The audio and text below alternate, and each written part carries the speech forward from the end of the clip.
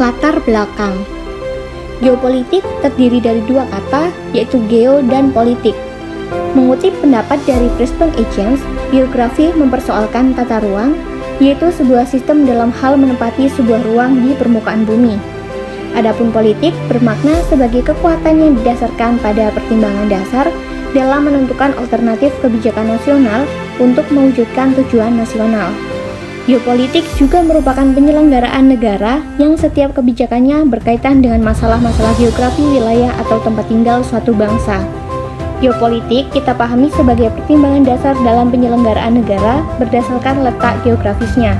Suatu negara membutuhkan geopolitik untuk menentukan pembinaan politik nasional berdasarkan kondisi dan situasi geografis untuk mencapai tujuan negara tersebut. Tujuan wawasan Nusantara ke dalam. Tujuan wawasan Nusantara ke dalam adalah menjamin persatuan dan kesatuan dalam segenap aspek kehidupan nasional, baik aspek alamiah maupun aspek sosial. Bangsa Indonesia harus meningkatkan kepekaannya dan berusaha untuk mencegah dan mengatasi sedini mungkin faktor-faktor penyebab timbulnya disintegrasi bangsa dan terus-menerus mengupayakan terjaganya persatuan dan kesatuan dalam kebinekaan. Tujuan wawasan Nusantara keluar. Tujuan wawasan Nusantara Indonesia keluar adalah menjamin kepentingan nasional dalam era globalisasi yang makin mendunia maupun kehidupan dalam negeri. Kemudian, turut serta melaksanakan ketertiban dunia berdasarkan kemerdekaan, perdamaian abadi, keadilan sosial, serta kerjasama dan sikap saling hormat menghormati. Tujuan dan fungsi wawasan Nusantara. Tujuan wawasan Nusantara nasional. Tujuan nasional dapat dilihat dalam pembukaan Undang-Undang Dasar 1945.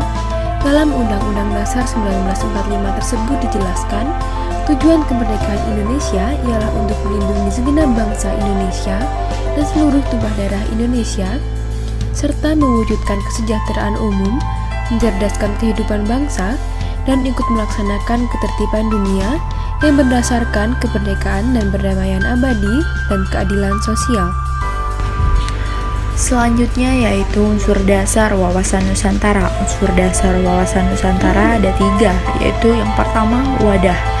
Wadah sendiri berarti meliputi seluruh wilayah Indonesia dengan berbagai keragaman aneka budaya.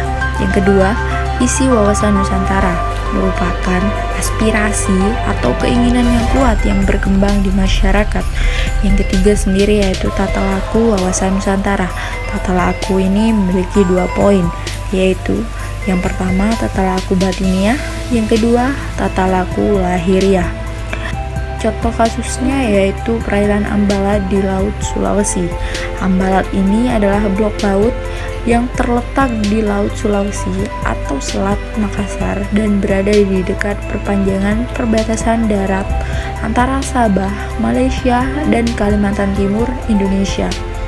Laut ini memiliki cadangan akan minyak mentah. Penyebab utama sengketa Ambalat ini disebabkan adanya perbedaan persepsi terhadap batas wilayah. Jadi, Indonesia dan Malaysia itu saling mengklaim wilayah Ambalat sebagai bagian dari wilayah kedaulatan negaranya. Implementasi wawasan Nusantara. Yang pertama, implementasi di bidang pertahanan dan keamanan.